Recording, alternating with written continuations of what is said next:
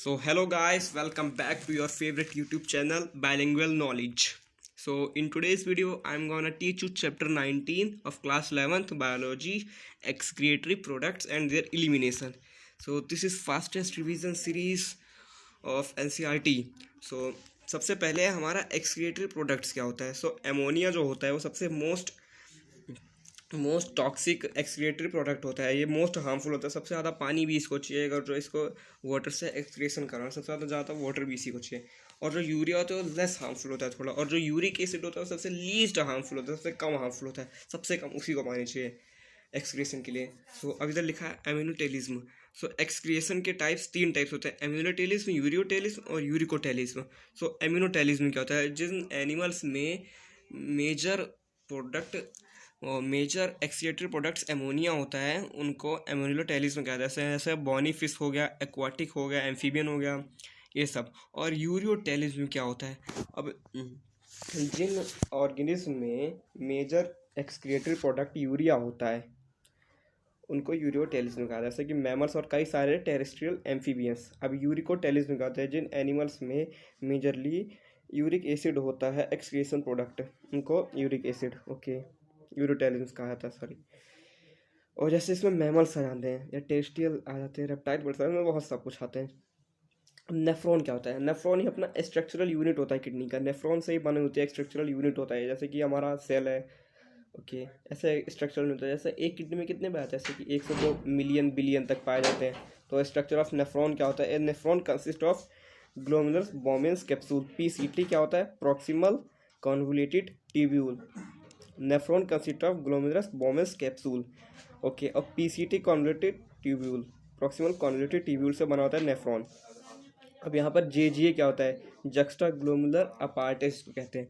तो ये जो हेनले लूप होता है, जब वो लॉन्ग हेनले लूप होता है जिस पार्ट में, तो उसको हम जक्स्टा मेडुलरी नेफ्रॉन कहते हैं. अब डीसीटी क्या होता है? डीसीटी डिस्टल कॉन्वोल्यूटेड ट्यूब्यूल, और इसको हम कलेक्टिंग डक्ट भी कहते हैं. ये मतलब कि पेज नंबर 292 पे है, फिगर नंबर 19.3 एनसीईआरटी बुक है अपनी, उसमें है ये सब फिगर में. अब स्ट्रक्चर ऑफ किडनी कैसा होता है? किडनी का स्ट्रक्चर कैसा होता है? तो ये 10 से 12 सेंटीमीटर होता है लेंथ में, 5 से 7 सेंटीमीटर होता है विड्थ में, 2 से 3 सेंटीमीटर थिक होता है. और एवरेज वेट इसका कितना होता है? 120 से 170 gram. Blood vessel, ureter and nerves enter in the kidney through helium. Helium क्या होता है? एक नॉच होता है, इसी के थ्रू ये सब एंटर करते हैं. So outer layer of kidney is tough capsule.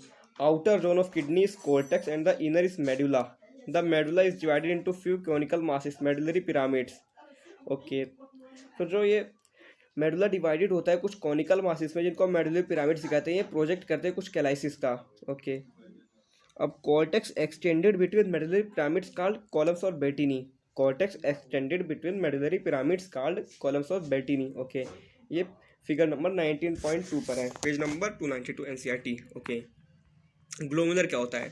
जैसे कि जो अपना एक नेफ्रॉन होता है, एक नेफ्रॉन में जो सबसे ऊपर की साइड जो लेफ्ट यूरेटर एक second.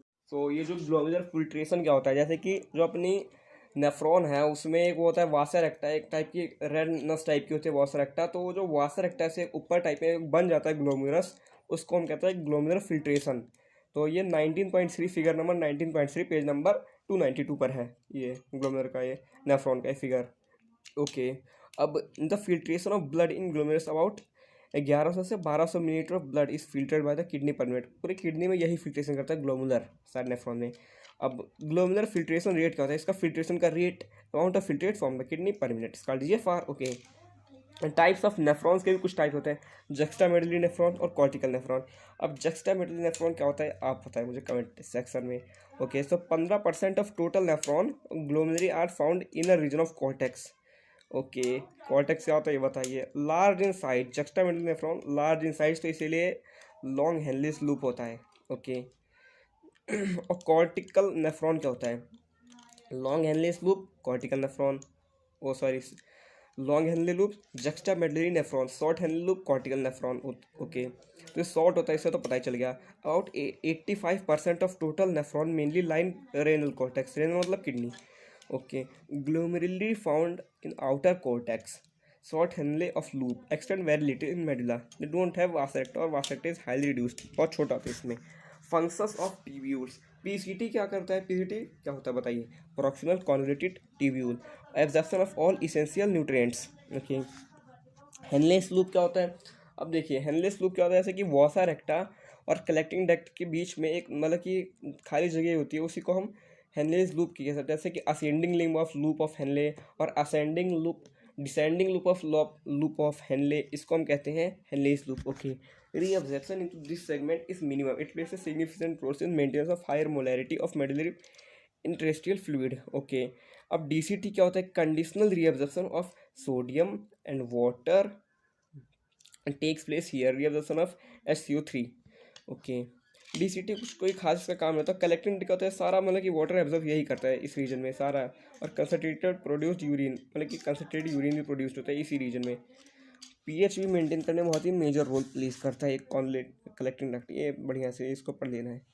Okay, steps of urine formation. तो इसमें सबसे पहले आता है glomerular filtration. Blood is filter by glomerulus through 3 membranes, endothelium vessels, Bowman capsule and basement membrane. Okay, reabsorption 90% of filtrate is reabsorbed by renal tubule by active और passive mechanism reabsorption में। ठीक है, सो अब हम बात करते हैं सिक्रेशन की। So tubular cells secrete H+ and K+ ammonia into urine. So acid base balance body of body fluids ये मेंटेन करता है सिक्रेशन। तो ये सब स्टेप्स है यूरिन फॉर्मेशन के। Okay, mechanism of condensation of the filtrate, mechanism of concentration of the filtrate. Okay, so ये कुछ ये खास इंपॉर्टेंट नहीं है, इससे कोई क्वेश्चन नहीं आता। ऐसे आपको पढ़ना होगा तो पढ़ लीजिएगा सारे पॉइंट। तो 19.6 फिगर्स है 296 पेज नंबर पर एनसीईआरटी बायोलॉजी में, क्लास 11th की। ओके, सो ये सब कोई खास इंपॉर्टेंट नहीं है, सब पूछा नहीं जाता है अपने एग्जाम में। ओके, अब ये कुछ ये थोड़ा सा आ गया रेनिन एंजियोस्टिन सिस्टम। फाल इन जीएफआर में गिरता है सबसे पहले तो रेनिन जेजी सेल। ओके, अब एंजियोस्टिन से एंजियोस्टिन 1 बनाता है, फिर एंजियोस्टिन 2 बनाता है, फिर ये एक्ट करता है एड्रेनल कॉर्टेक्स पे जो सीक्रेट करता है एडोस्टेरोन। ओके, अब फिर इसके बाद कहते हैं एड्रेनल कोर्टेक्स से reabsorption of Na+ and water from DCT. Okay, distal converted tubule, इससे increase of GFR glomerular filtration rate. वैसे इससे कुछ क्वेश्चन नहीं आता इसलिए इसको कोई खास वो नहीं है, इसकी जरूरत नहीं है। अब माइक्रो न्यूट्रिशन किसे कहते हैं? अब माइक्रो न्यूट्रिशन होता है process of release of urine. Okay, जैसे कि कैसा होता है? CNS sends the signal which cause the stretching of urinary bladder when it get filled. Okay, in response the stretch receptor on walls of bladder sends signal to CNS. Okay, ठीक है, तो सबसे पहले CNS को signal send किया जाता है जब उसकी वॉल्स स्ट्रेच होती हैं यूरिनरी ब्लैडर की फुल होने पर। तो रिस्पॉन्स में स्ट्रेच रिसेप्टर क्या करते हैं वॉल्स के, उस फिर से सिग्नल CNS पर सेंड करते हैं। ओके, फिर CNS passes on motor passage to initiate the contraction of smooth muscle, okay, of bladder and stimulates relaxation of urethral sphincter causing the release of urine. Okay, तो फिर CNS ही वहीं से signal देता है तभी रिलीज ऑफ यूरिन होता है। So an adult human excrete on an average 1 से 1.5 litre of urine per day. Okay, on an average 25 से 30 gram urine excreted out per day. Okay, तो role of other organs in excretion. अच्छा, तो सबसे पहले आप ये बताइए कि कौन कौन से अदर ऑर्गेन्स होते हैं जो एक्सक्रिएशन में रोल करते हैं। सबसे पहले तो आपका लंग होता है, फिर स्किन होती है, फिर लीवर होता है। ओके, ये सब किडनी की बनाते हैं। जैसे कि लंग होता है, लंग में जैसे कि ये सब रिमूव ऑफ CO2 होता है। और लीवर हो गया आपका सीक्रेट ये करता है, ये सब help to eliminate this substance along with cholesterol. Okay, फिर स्वीट स्किन, ठीक है, फिर क्या आता है these glands of skin help to eliminate small amount of urea भी निकालते हैं, लैक्टिक एसिड भी। ओके, फिर सलाइवा जो आपके जीभ में लार होता है वो it can help to eliminate small amount of nitrogenous waste. Okay, फिर डिसऑर्डर ऑफ एक्सक्रिएटरी सिस्टम। तो अगर हम डिसऑर्डर की बात करें तो इसमें सबसे पहला आता है uremia. Malfunctioning of kidney can lead to accumulation of urea in blood, ये कंडीशन कार्ड। जैसे कि यूरेनीमा सबसे मेनली क्या करता है, किडनी फेल हो जाते हैं तब यूरेनीमा वो केस करता है, किडनी फेलियर केस करता है ये। ओके, फिर इसमें आती है एक term haemodialysis, process of removal of urea from blood artificially is called haemodialysis. Renal calculi क्या होता है? ऐसे कि जो किडनी में स्टोन होता है उसको रीनल कैलकुली कहते हैं। ओके, अब रीनल कैलकुली में क्या होता है? Kidney transplantation is the ultimate method in correction of acute renal failure. Okay, और रीनल कैलकुली क्या होता है? स्टोन और insoluble mass of crystallite salts ETC formed within kidney. और glomerulofluids क्या होता है? Inflation of glomeruli of kidney. Okay. Kidney transplantation में ये सब होता है। ओके लेकिन ये सब कोई आपके एग्जाम में नहीं आएगा ट्रांसप्लांटेशन में। ओके ये सब कोई एग्जाम में नहीं आता। सो सबसे पहले आपसे एक क्वेश्चन है, विच प्लांट सीक्रेट सीबम? तो सीबेसियस प्लांट सीक्रेट सीबम। और यूरेनिमा क्या करता है? Cause kidney failure. Uremia cause kidney failure. तो ये सब आपसे कुछ, अब आपसे एक मैं क्वेश्चन पूछना चाहूँगा जैसे कि ADH की फुल फॉर्म क्या होती है? एंटी ड्यूरेटिक हार्मोन होती है। Okay okay, so in case this are the video of chapter 19 class 11, so I hope you like this video.